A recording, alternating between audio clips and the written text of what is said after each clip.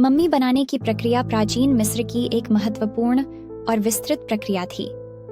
यह प्रक्रिया मृत शरीर को सुरक्षित रखने और उसे नाश होने से बचाने के लिए की जाती थी। प्राचीन मिस्र वासियों का मानना था कि मम्मी बनने से आत्मा और शरीर का पुनर्जन्म संभव हो सकेगा। यह प्रक्रिया आमतौर पर निम्नलिखित चरणों में की जाती थी। सबसे पहली क्रिया थी शरीर को तैयार करना। मम्मी बनाने की प्रक्रिया सबसे पहले मृत शरीर को तैयार करने से शुरू होती थी। शरीर को धोने और शुद्ध करने के बाद विशेषज्ञों द्वारा इसे मम्मी बनाने के लिए विशेष रूप से तैयार किया जाता था।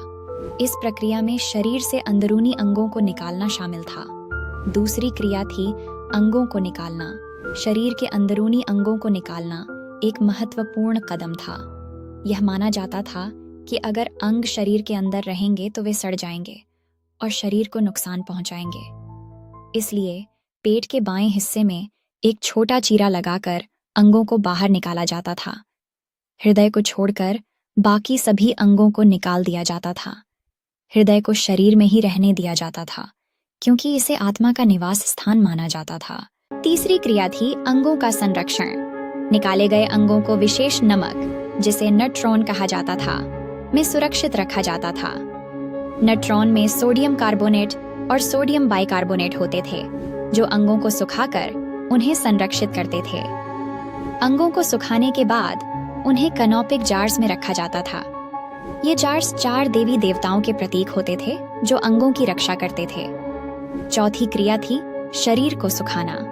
शरीर से सभी नमी निकालने के लिए उसे भी नट्रोन में 40 दिनों तक रखा जाता था। इस प्रक्रिया में शरीर के सभी द्रव और नमी सूख जाते थे, जिससे शरीर सड़ने से बच जाता था।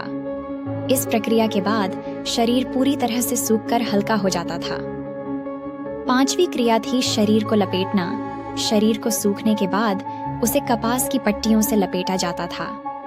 पहले शरीर पर तेल और रेजिन का लेप लगाया जाता था ताकि पट्टियां शरीर से चिपक सकें और उसे और भी सुरक्षित बना सकें। फिर पट्टियों को पूरे शरीर पर लपेटा जाता था। इस प्रक्रिया में कभी-कभी 20 से 30 परतें लगाई जाती थीं।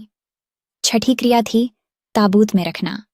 पट्टियों से पूरी तरह लपेटने के बाद मम्मी को ताबूत में रखा जाता था। ताबूत अक्सर लकड़ी का होता था और उसे सुंदर चित्रों और हायरोग्लिफिक्स से सजाया जाता था। ताबूत को फिर एक बाहरी ताबूत या पत्थर के सरकोफेगस में रखा जाता था। 7वीं क्रिया थी अंतिम संस्कार और समाधि। मम्मी को ताबूत में रखने के बाद उसे कब्रगाह या पिरामिड में रखा जाता था। इसके साथ ही मृतक की आत्मा के लिए आवश्यक वस्त्र, आभूषण, भोजन और अन्य उपयोगी वस्तुएं भी कब्रगाह में रखी जाती थीं। यह माना जाता था कि ये वस्तुएं मृतक की आत्मा को परलोक में आवश्यक होंगी। धार्मिक विधियां। मम्मीकरण प्रक्रिया में धार्मिक अनुष्ठान भी शामिल होते थे। मौत के देवता अनुबिस और जीवन के देवता ओसिरिस की पूजा की जाती थी। पादरी विशेष मंत्र और प्रार्थनाएं करते थे ताकि मृतक की आत्मा को शांति और सुरक्षा मिल सके।